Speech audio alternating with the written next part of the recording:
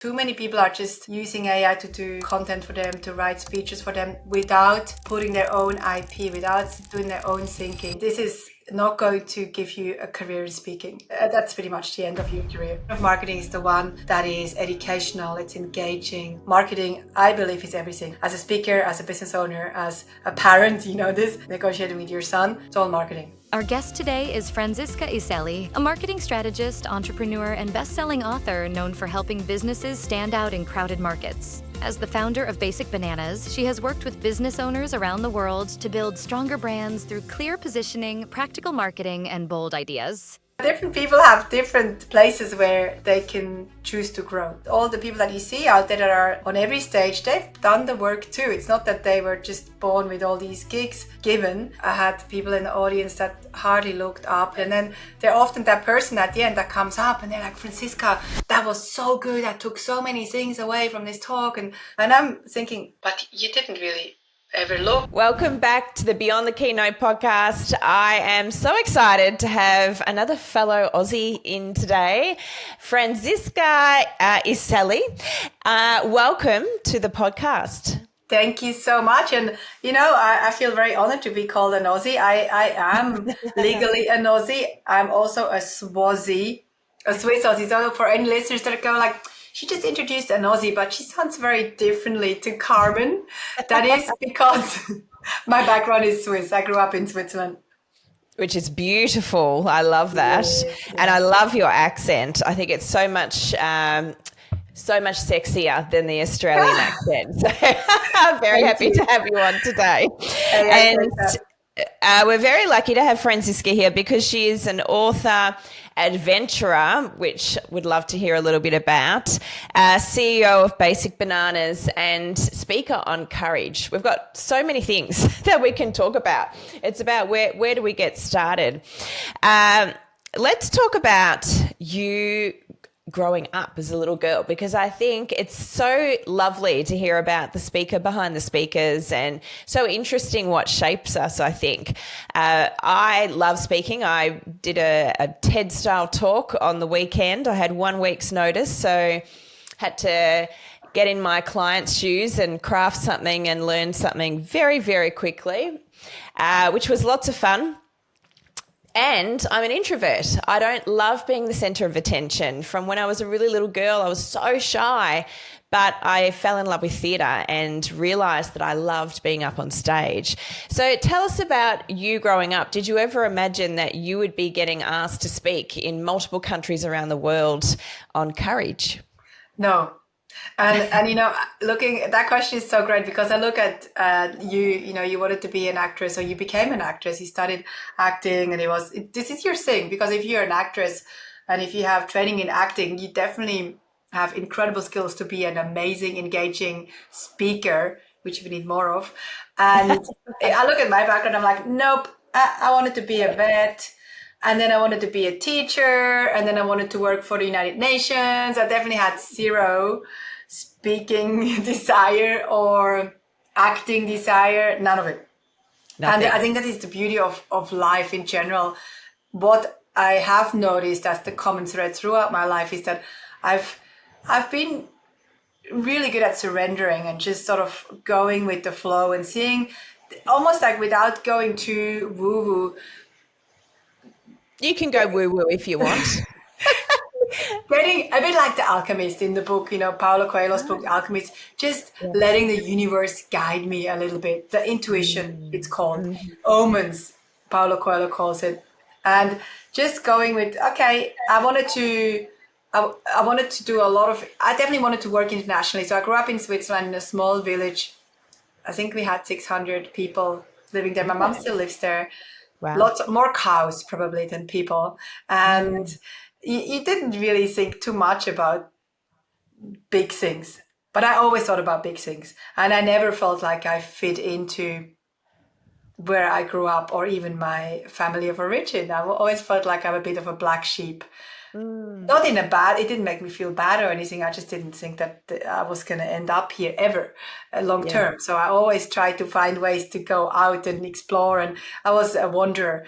And as soon as I could, I would go and travel. When I was 16, I did an exchange year in Costa Rica, living with a local family, and I hardly spoke Spanish when I first got there. But as a 16-year-old, you learn very quickly, especially if your family doesn't speak English or Swiss or any of the languages that I spoke.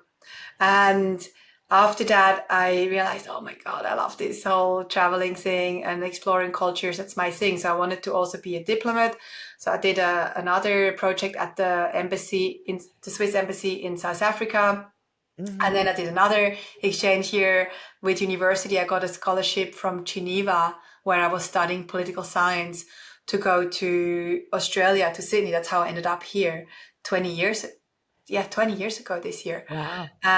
Going to Sydney University, studying marketing and political science. So there wasn't really any mention or any bits of me speaking, other than, I guess, very quickly when I usually got involved in a project, I would become one of the leaders of the project naturally without trying. Well, actually, one thing that I did too, which was a sort of a speaking thing, was in Geneva when I was studying political science. I got involved in a UN simulation. It was like a kids UN or a young adults UN simulation. And so I got involved in that and led a project and had to obviously debate and lead that. So little things like that, never a massive desire to be a speaker. And then when I started working in advertising, after my degree, worked in advertising, fell into it. After a year or two, I realized that that's not really my thing. So started my own business in 2009, which is called Basic Bananas. And that's really the first time, so 2009, when I really got involved in presenting.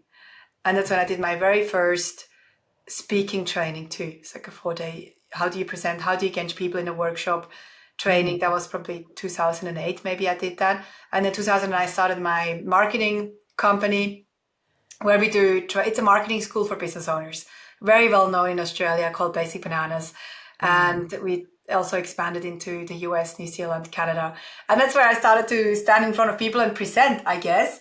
And that was sort of my first sort of experiences. Never, as you mentioned, it was never a massive desire. I fell into it and I've gone with it, and people started to inquire about keynotes and things. And now here I am. Amazing. And do you remember, so when you did those workshops early on in your own business, do you remember how you felt about that? Was it just like, oh yeah, this is what I have to do because this is what I'm doing in my business, I'm teaching other people, so I have to stand up and be able to do that? Or did it feel like a big thing and you felt quite nervous that you were about to stand up in front of a group of people and teach them? Yeah, really great question. And I don't want to sound like a wanker, but I definitely didn't feel too nervous. And also I realized like I was really good at it. You were really great. Good. Yeah, I was really good. Except I felt like I was really good at it. And I think it's because, and we can talk about this later when we talk about what makes a great speaker. I think it's because I just showed up without any performative thing in me. Like it was just like, I'm here to help. My heart is completely wide open. I'm really blunt. It's a bit of a Swiss trait, maybe. I'm very blunt. I don't perform. You know, it feels, I know, for the lack of a better word, it feels completely authentic. There's no bullshit. And I think that's what people like. The thing that I struggled with though, and I had to work on a lot, and I'm still conscious of it, is more my tone delivery, my delivery when it comes to using the voice, something that you, I would assume, are really good at. Because already Swiss, I grew up speaking Swiss, and also in school German was our main language. And those two languages are quite monotone. Swiss is a little bit more melodic, but German is a very monotone language. So I had to really learn to use my voice more in terms of volume. And these are things we can go into later, but more like the volume, up and down, tonality, the speed, how things go. So speed, gestures, things like that. So gestures actually wasn't too much of an issue, but speed, tonality, volume of voice, those were the things I had to practice a lot more. Yes. And make such a huge difference to you holding engagement with the room. because I'm sure you've seen others as well where they are quite monotone and flat in their voice, and it's hard to keep listening to that over an extended period of time. Yeah. I call it creating gear changes in your talk. So there was actually research done years ago, and Dr. Medina was his name, and he found that at exactly 10 minutes into any keynote presentation, if the speaker didn't change gears, they would lose the audience. And I would love someone to do that research again today, because I feel like it's more like 1 minute to 90 seconds because of social media. Like it's just, we're so used to scroll, flick. If something doesn't grab your attention in seconds, you're gone. So true. Yeah, so I think we need those gear changes more often. And I love that you obviously trained yourself to have that more melodic voice, as you were talking about. And I think so. I was going to say something really cool on this point for our listeners. Yes, I had to train it, and obviously the power of a pause. You know this. Insane. So a really cool little tip for anyone here listening who has kids and who still reads books to their kids. I've got 2 daughters, they're 2 and 4. So I read them a lot of books. I always practice these things with them, because it's exactly what you need to do. You know, doing voices, for example, doing different voices and really going nuts on the voices, you know, like a really deep one, a really, really high pitchy one, pauses, volume. Like I practice all these things that naturally I wasn't good at on kids' books, and it's making me so much better when I speak. That's a great tip. Yeah. Because it's something that all parents have to do, and it can feel like a chore. So let's be getting something out of it at the same time. I love that. I love it. I think my kids are more like, oh, another book. I'm like, come on, another book. Let's go. Yeah. Another book. Well, I'm at the point now where my son has to do the reading, and I have to sit there listening to him, and he's decided that he hates reading. So he often is doing this really monotone voice because I don't even want to read the book in the first place. And I'll sit next to him and I'll repeat sentences, and I'll do this thing with my voice, and I'll say, and then we're going to pause, and I get him laughing, and then he starts reading properly with some expression in his voice. I said, can you hear how much better that sounds? Like, I know you've decided you don't like reading at this point in time, but that sounds so much better than. He's like, yes, Mum. Oh, great. I love that. All right. So you said that obviously you started with workshops. You still do a lot of workshops, I believe, for your amazing clients, learning all about marketing, which is such an important part of business. I, in corporate, was a brand manager for a large organization, and am so grateful for all of the business lessons I learnt in corporate, because otherwise my own business would never have grown like it has. And I think it's interesting. I'd like your take on this. A lot of small business owners go into business because they love something. They're really passionate about a certain thing. And then they get into the business and they realize, I don't just have to be good at that thing. I also have to be able to market so I have clients, and then I have to be able to sell to them so that I have clients, and then I get to do the thing that I love. Have you experienced with small business owners that marketing is a huge thing for them to learn and implement in their business? Yeah, I would go so far as to say it's the most important thing after your service or product. So of course you need to have a good thing. So you're exactly spot on. People get into businesses often because they're passionate about something, and that's great. And then you need to make sure that you have a good thing that you sell, a good product or a good service. It's something that really adds value. And then at the same time, even if you have the best thing, and I've seen this, I've even seen artists, musicians and business owners that have the best thing, the best voice, the best songs, but nobody knows them. Yes. Nobody knows them. Especially in Australia, I've met so many incredible musicians that are so much better than people at the top, but they don't have the marketing. And it's the same in business. I've seen so many good products. I've also seen a lot of not so good products that have made it to the top because they have great marketing. So you need both. And if you have a good thing and you have great, you know how to market, you know how to storytell, something that you talk about, Carmen, Yes. then you will do okay. Marketing, you can't ignore marketing. And a lot of business owners also just don't like it because they think that, it's evil, it's pushy, it's annoying. That's not the right kind of marketing. The right kind of marketing is the one that is educational, it's engaging, it's fun for you, it's aligned with you, it's honest. And that's the good news for right now. Maybe in the past, when I was in advertising, working in advertising, yeah, okay, some of these campaigns that are a bit superficial and not really authentic, they did do okay. Even the whole influencer, scene, it's changing. And the change that we're seeing now, at least, is more authenticity. So less curated stuff, less perfection, more mistakes, more failures that we show, more realness. And that's cool because anyone can be real if they are brave enough. We talk about courage to be so, and people will connect with that. So yes, long answer to your question, cut short. Marketing, I believe, is everything. As a speaker, as a business owner, as a parent, this negotiating with your son, it's all marketing. Yes. And you're right. Speakers are business owners. You're running a business as a speaker. And it's not just about the speaking. It's not just about the 45 minutes on stage. It's so much more than that. Obviously, the prep to actually get on stage is huge. And the business, the marketing machine behind the speaking, it needs to be effective. Otherwise, you're not going to get the opportunities or as many as you want if speaking is your main income, for sure. And speaking can be used in lots of different ways. So it's not necessarily always someone's main income.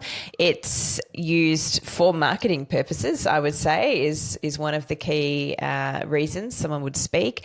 And also because you want to create huge impact in the world and you want to share your ideas with other people, and you can share with hundreds or thousands all at once rather than just a couple of people or one person. So you mentioned that you were running these workshops and you're teaching marketing, and then you started getting opportunities to do some keynote speaking. Tell us about, do you remember the first time someone rang you or tapped you on the shoulder and said, hey, can you come and speak for us? So I remember a few, and also to go back to your point quickly, I do think that speaking is also can be a great marketing activity. And I would say the first maybe 20 keynotes I did before I started getting paid were probably marketing activities. So we would reach out through Basic Bananas when Basic Bananas was still young. In the first maybe 2 years, we would reach out to Chamber of Commerce, women in business organizations, different organizations, for us to do something for free. So a keynote on our topic of expertise, which is marketing, brand strategy. Now I have also I've got 4 books. The 5th one is in the making very slowly. Ooh, it's taken me 2 years already to get to probably almost halfway. So yeah, very, very slow progress. And so in the first 20, I would say were keynotes that I did without getting paid. And then suddenly people would inquire. And when I started to ask for money, it was a bit like, oh, how about $2,000? And then oh, okay. Next one. That was too easy. We need to put it up. up. Yeah, exactly. How about $5,000? Yeah. Okay. How about $10,000? Yeah. Okay. I had one recently in Florida, which they didn't accept because it was out of their budget. But I was meant to I got invited to do a keynote in Florida at a really big accounting conference, thousands of accountants, on the topic of courage, because one of the organizers came on a motorbike ride that I organized. Riding the highest road in the Himalayas. And so she's like, hey, I want you to come and talk at this conference. And I looked at my agenda and I'm like, oh, it's not quite ideal. I'm very busy. It was, I think, June last year. And it's pretty far. It's a 24-hour trip. It's okay, but I need to get paid decent. So my quote was so outrageous. I think it was like 25K US, which was like 40 grand Australian dollars for 1 hour. Yes. I thought that's what I would do it. If I get that to go all the way, yeah, okay. And you know what? They said, hey, no, we don't have the budget for this year, but we'll do it next year. I'm like, That's okay. so good. Yeah, Yes. so the first few specifically that paid, I don't remember them by names. I remember one in Perth in WA, which was called Key Moon. They do training for kids, I believe, in different subjects, and they wanted me to come and teach their teachers on communication effectiveness. Funnily enough, and I completely undercharged. I think it was one of those where this is a funny story. I think I said, and I lived in Sydney at the time, so I'm pretty sure I said something like $2,000 Australian dollars, and which included everything. So I then had to pay flights. Oh, no. And for those that don't live in Australia, that's a long way between Like 5-6 Queensland, where you hours. are, and Perth. Yeah, so I pretty much broke even with Yes. didn't get paid because I booked flights and a hotel, which I reckon was probably very close to my speaking fee. So, you make these, I don't want to call them mistakes, they're just learnings. And as a speaker, you know this too, Carmen, the more I still do feel like the more I'm out there, the more I speak, the more I do these, as I say yes to these opportunities, even if they're below what I would normally now charge. I still do it because the more hours we know this too, the more hours we do this, the better we get. Yes, absolutely. Is there a keynote you've done that you just absolutely loved? Can you remember one that was like your favorite all-time speaking gig? 2 last year that were my favorite. I did a tour in the US for entrepreneurs organization. Again, it was on the topic of courage. So the courage map, based on the book, The Courage Map, which is my third book. And Sir Richard Branson wrote the foreword for that one. So this organization booked me for a whole tour in the US, New York, Connecticut, Boston, and Charlotte. And I brought my whole family with me. Oh, amazing. Yeah, and my little one was 6 months at that time, and the other one 1.5, and my partner. And I brought a nanny too. He paid for the whole thing, the keynote. So I thought, you know what, I'll make it a trip. And it was the best. My family and my partner, they had the best time ever. I was kind of working a bit. My favorite 2 keynotes were, one was in Boston, on top of the tallest building in Boston they booked out. And it was just amazing. The vibe in there was cool and people were just so great. They're my kind of people, entrepreneurs organization members. I'm also a member and I'm on the board. Amazing building and vibe. And then the other one that I don't want to say it out loud because there was a bit of competition between those 2 events. The other one was in Charlotte, in North Carolina, and they hosted the event. I love experiential events too. They hosted it at this massive motorcycle museum because my book had a story in it about a motorcycle ride I did from Switzerland to Kazakhstan along the Silk Road, following in Marco Polo's footsteps. So they hired out this massive motorcycle museum and they had a DJ. And so you walk in, there's a DJ playing, there's all these insane motorcycles displayed behind you. And it was just such a beautiful event in terms of everything, the environment, the venue, the music, the food, the people. Probably one of my top ones, I would say.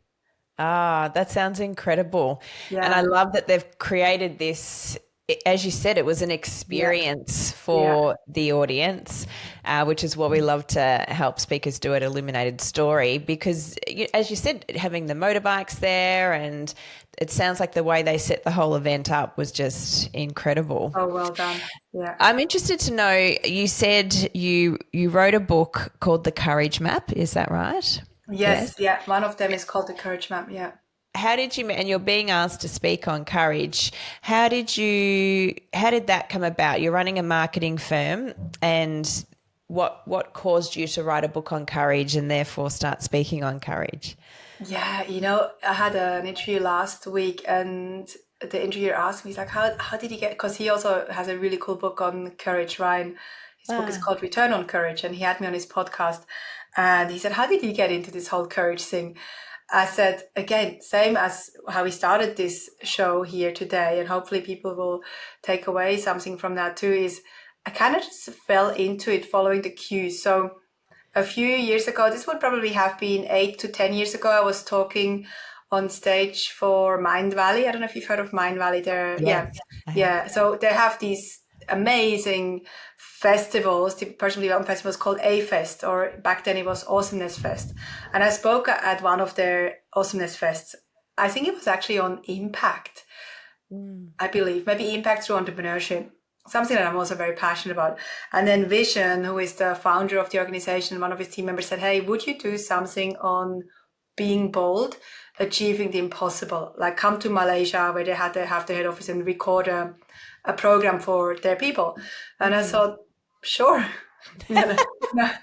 I'll just say yes and figure it out afterwards. Yeah, I haven't really written a book about it yet or anything, but yeah, I can figure it out. So they flew me to Malaysia, to Kuala Lumpur, and I did a program with them. And then that was sort of that. And then I went on this motorcycle ride maybe a year or so later.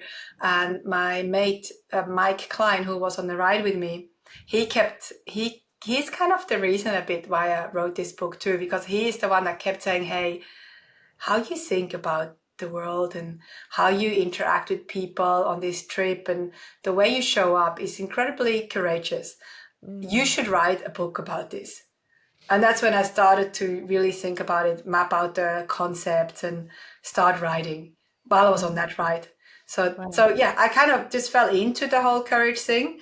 Looking back, I could make up all the reasons why it's led me there. I definitely always, looking back at my childhood and young adulthood, I've probably always led a pretty courageous, bold life, I would say, but not thinking about it in that way. I never thought, oh, wow, I'm so courageous. It's more like other people say, hey, how do you do this? How, where does this thing come from? I'm like, I don't know. So I had to also study actually science a lot because I do love science and neuroscience and I love the hard facts too. So I had to really start to study courage, not just from an emotional standpoint, but also from a place of science. Science, yeah, okay.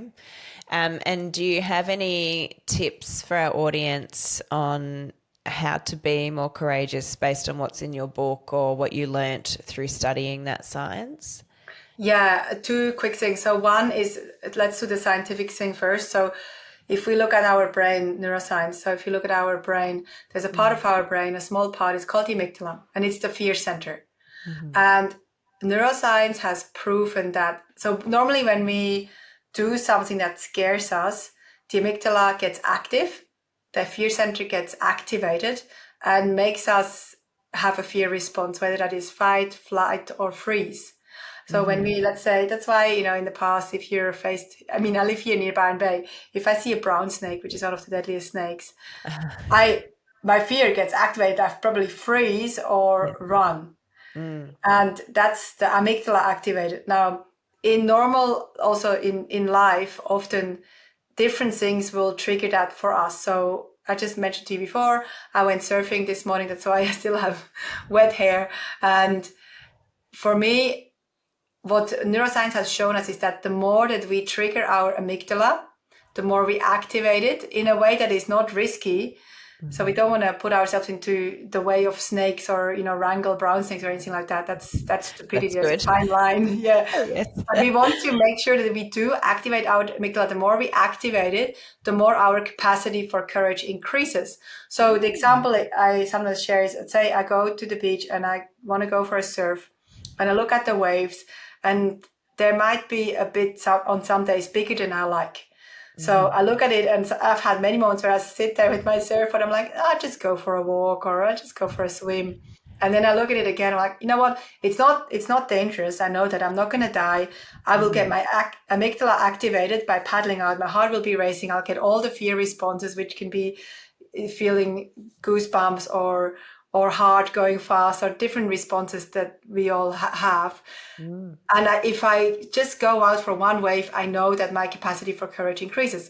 So that's one thing. So face your fear triggering experiences. Number one. Number two, which I think is really important, and it's sort of the missing piece that I've just recently started sharing in some of my keynotes, like the one that I just did in Cape Town, is the official or a definition of courage that gets shared a lot out there is that it's feeling the fear of something and then taking action anyway. And the missing piece that I have found, because I've always thought that, yeah, that's cool, and there's something missing. And so the missing piece, I believe, is that we first need to understand what me, Franziska, you, Carmen, someone else, a listener, what is it that you really, truly want? Who are you? And what do you want? Not what do you want because your parents told you, your teacher told you, your partner told you, because we all grow up with all these layers of stuff on top of us. We don't sometimes even know anymore. Do I really want this? Do I really want to be a teacher? Do I really want to do the family thing? Do I really want to do whatever it is? And so uncover that first, and then really figure out what is it that I really want. So some people look at my life and they say, oh, you're so courageous, do all these crazy motorcycle trips. And I think it's not really that. It's just that I know that I really want it. For you, for someone else, you might not want the motorcycle thing. Someone else here listening might go, well, I really want to go and do a car race. And then if they called me and said, hey, do you want to come to a car race? I'd be like, no. I have zero desire. I'm not really interested in cars. Now, does that mean that I'm not courageous? It just means that I don't want to do it. I don't want it enough to do it. So I think it's really so much about what is it that you really want. One of my key areas, because again, people think that I'm really courageous. It really depends on the area of my life. I'm a recovering conflict avoidant. So generally, I'm very good at avoiding conflict. I think it's how we are brought up. So I would usually try and avoid conflict. And then when there is conflict, just not face it, sweep it under the rug. And that's not really healthy, especially in a long-term romantic relationship. So for me, when I have to have these difficult conversations, or even with team members, when there's something in the team that I need to go fix, it takes me a lot of courage to go and pick up the phone, or to have the conversation, or to say, hey, can we talk?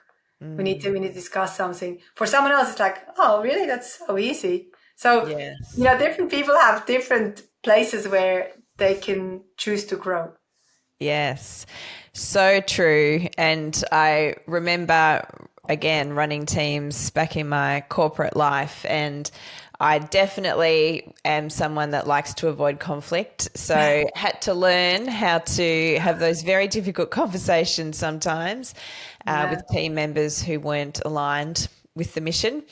And as you said, other people seem to find it far easier. It's interesting when you dive under the surface sometimes, though, because we can all look at other people and think, oh, they find that so easy. Even speakers, why can they just get up and speak so easily? And it's not necessarily always the case. There's often a lot of work that goes in behind the scenes, or something they've overcome or discovered in order to do whatever it is that you're watching them do. So I love that advice of just really figuring out what is it you want to do, and then use the energy, I guess, that you need to overcome fear by being more courageous on those things, because that's what you really want to do. Exactly. And if there are speakers here that don't get enough bookings, that would love to be on more stages, maybe one, and it goes back to marketing and sales, maybe one activity would be that you need to pick up the phone more often and just talk to conference organizers. And that might be a scary thing to do. Many people, especially I find the younger generations, and I have team members in that generation, they really don't like picking up the phone. They hate it. Yes. They're not comfortable. I have some team members that say, I get a bit of social anxiety if I have to pick up the phone. I prefer to message them and probably send 20 emojis that we don't understand. So it's okay. If you really want to speak on more stages, it might take some work. And also all the people that you see out there that are on every stage, they've done the work too. It's not that they were just born with all these gigs given. They probably worked for it too. Yeah. So it might be if you're scared, it might be like, okay, I'm just going to call 5 people this week and see where it leads you. So true. I think, and that is, as generations continue, because of the technology we now have around us to support us, it is causing us as humans to not be able to communicate as well as we did previously. That happened years ago when I had Teams and Teams came in for the first time, the Teams that we all Microsoft use Teams, today constantly, and I found my staff were messaging each other all of a sudden and not having conversations, and I'd follow things up and say, where's this at? And they're like, oh, I've messaged such and such. I'm like, great. And what did they say? Oh, they haven't responded. They haven't responded. I'm like, okay, well, guess that their desk is like 10 meters away. So why don't you stand up, go over and talk to them, have a conversation, and don't come back till they've given you an answer. And obviously I said it a little bit nicer than that. I hope I did. But I think, and, you know, if I look at my children again today, even how they converse with their own friends is very much message. And that's why I do the reading thing with my son as well, because I think, oh, goodness, we don't want to lose the ability to communicate and actually speak to each other, because there's so much that can be missed in a message when you don't know what tone someone's written something in. It's however you're reading it. And I used to say to my team all the time, there's no tone in email. No. So be really careful how you're writing that, and pick up the phone and talk to someone, because you're most likely going to be able to work something out quicker and with a better result, because you can hear the tone and the intent, and you can respond and change tact if someone's not hearing something in the way that you're meaning to communicate it. It's so true. So true. Oh, we're covering a lot of ground here. How important? So we talk about speaking and business often. I talk to great speakers from around the world, and so happy that we got to connect today and that you're on the show. What do you think it is that drives you to want to speak? Yeah, you know, it's such a great question to ponder, because I do sometimes ask, you know, I'm a little bit more picky these days with where I say yes and no, mainly also because I have a young family. I don't want to always be on the plane somewhere, and it definitely looks like the glamorous life, you know, when before COVID, I was always on a plane somewhere, because also we had our workshops face to face.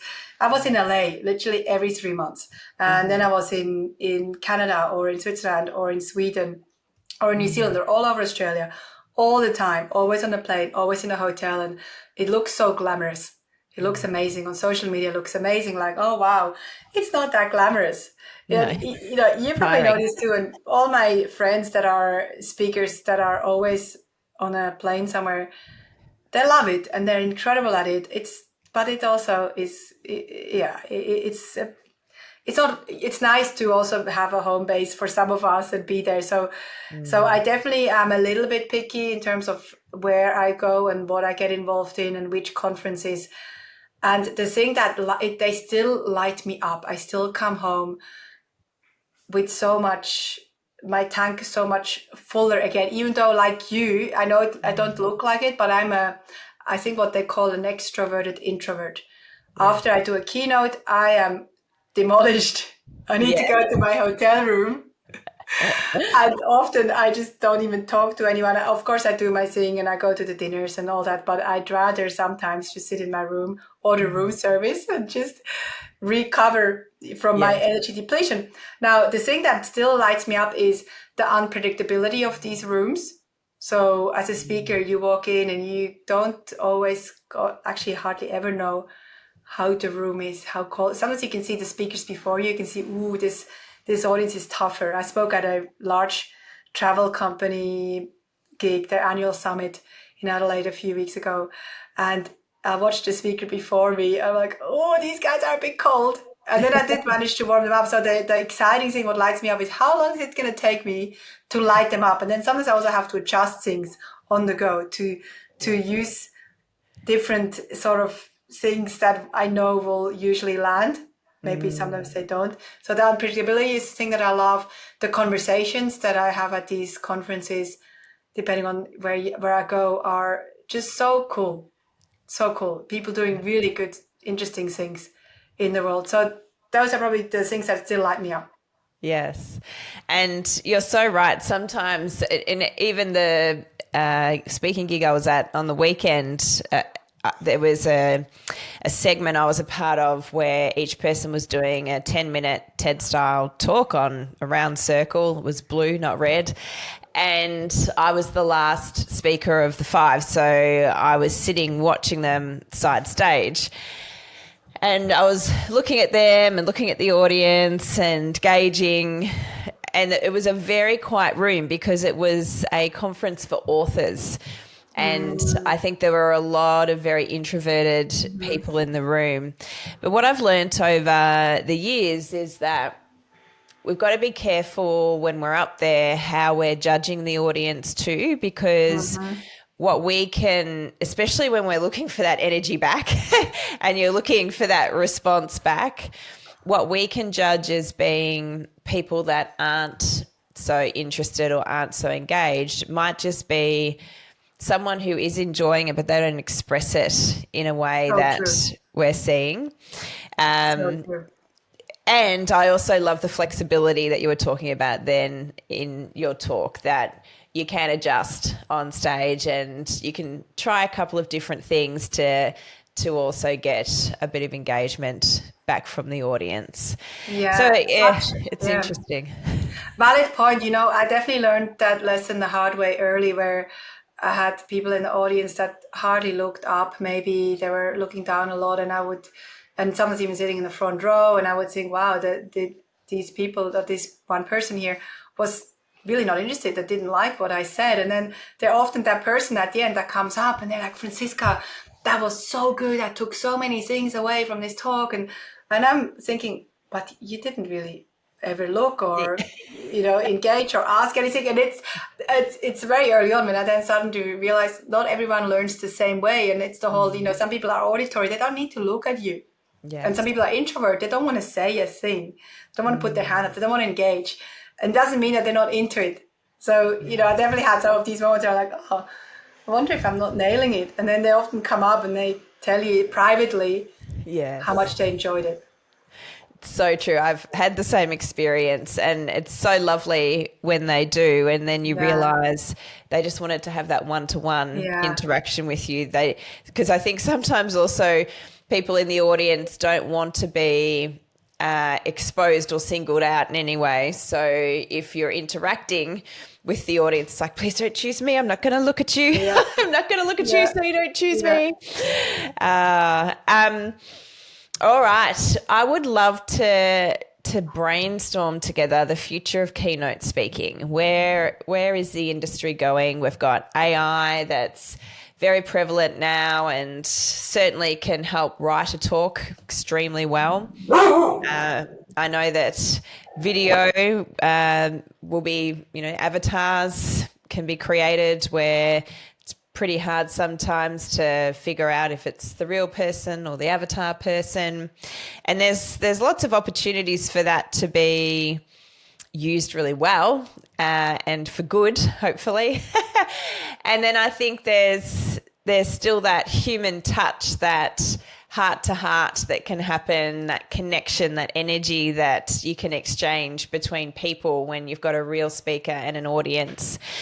It was interesting you said about performance earlier, that you weren't performative and you were really authentic, and that's why people connected with you. And I explain performance in a different way. So I think if you think about a really great actor, for them to be believable, they have to be 100% in character, fully committed, no holding back. And that's how they come across, authentic. And with keynote speaking, what I realized at one point through my journey was that I had the skills, the performance skills, to be able to hold a room, but I needed to learn how to bring the performance skills to my own story and my own message, and not pretend to be someone else, just be me. So I was very happy to be on stage as an actor, hiding behind characters, not as happy initially to be on stage as myself when I wasn't hiding behind characters.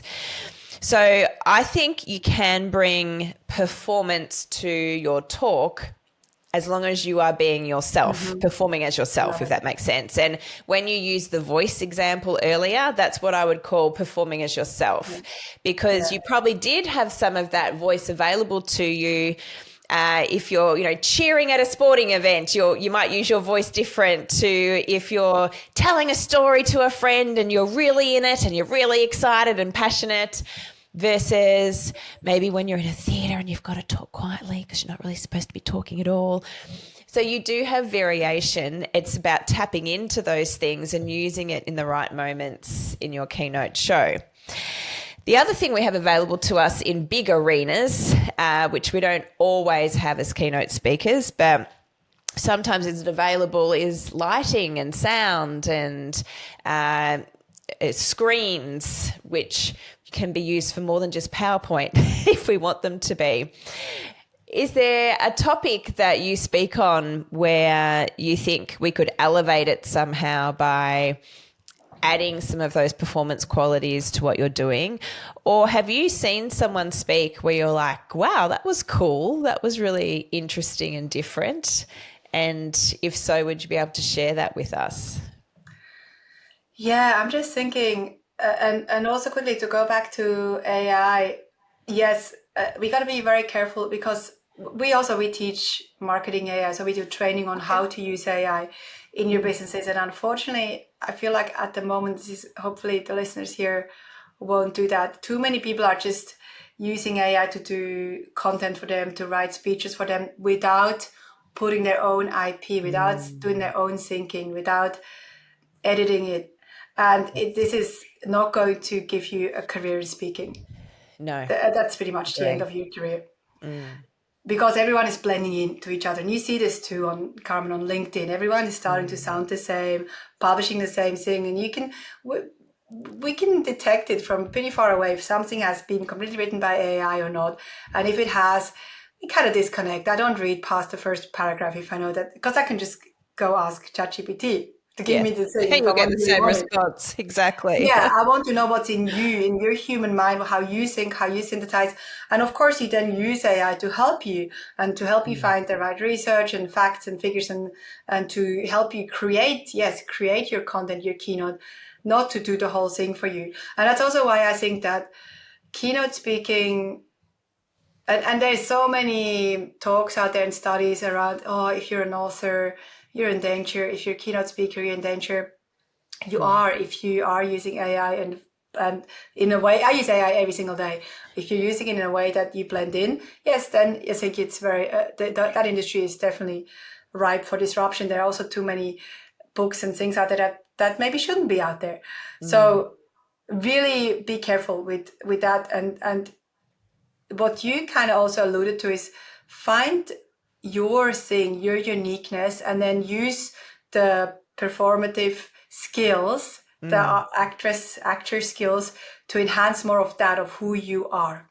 Yeah. Now, back to your question about, so have I seen or what would I do differently?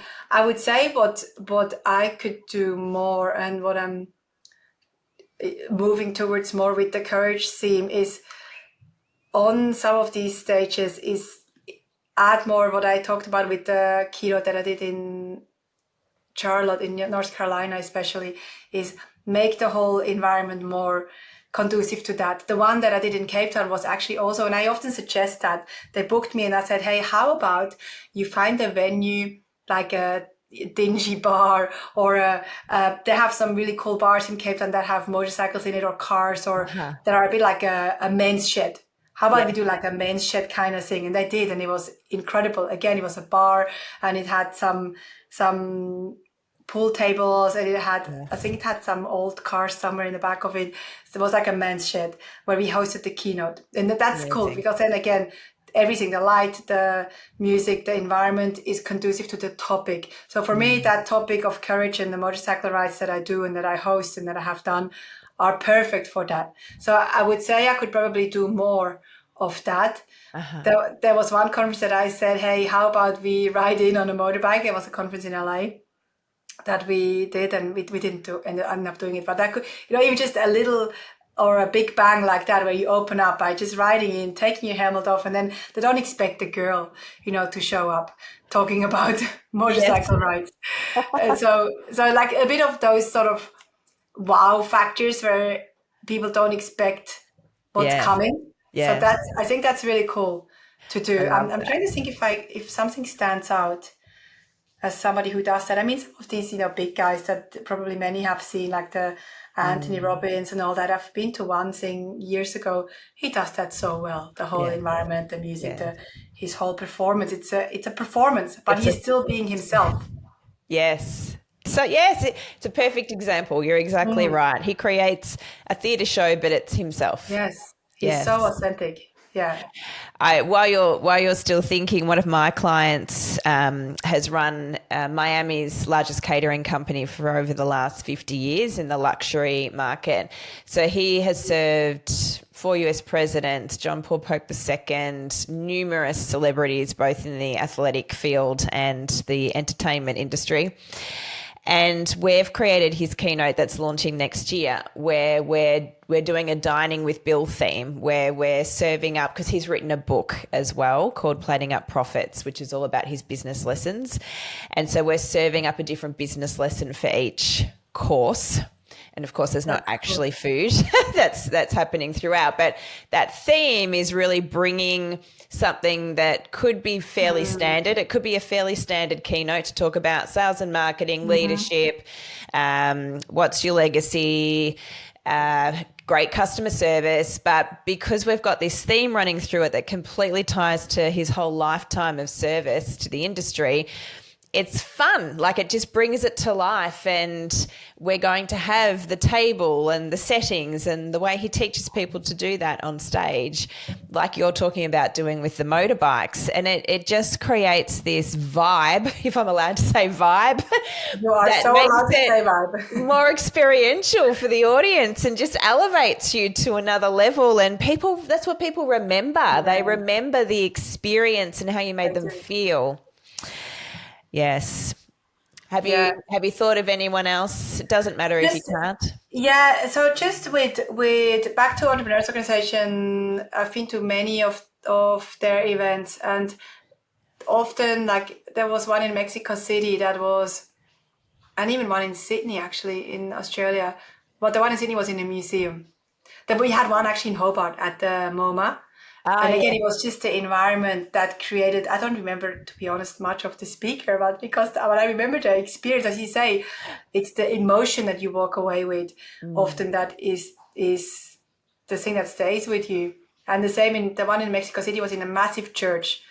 I think it was maybe an old, not in function anymore. And just the building and the whole thing when you walked in was so impressive that then, the speaker then I don't remember again who it was, but the speaker was aligned with that theme, whatever, we celebrated then.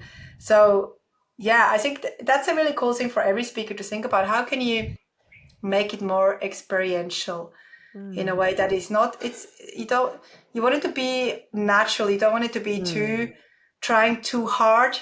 No. But if it fits in with what you talk about, the little things, even like the table settings, the little symbols around the room, I think that makes the whole conference even more unique and makes you more unique. Because for me personally, there's not that many women out there that talk about courage and then have the example of the whole motorcycle theme. So even for me, because again, you would people get that too. I get often asked by other women, how are you with, like, do you feel like as a woman in this space you're at a disadvantage, or do you often get guys that kind of look down on you? I'm like, no, not at all. Actually, I don't. But as I think it's also because I don't really believe in that, because I think we all have something to say, and I don't actually feel like I'm at a disadvantage. I'm probably at an advantage because I'm a woman on a motorcycle. There's lots of guys on a motorcycle that can That's talk right. about You stand out.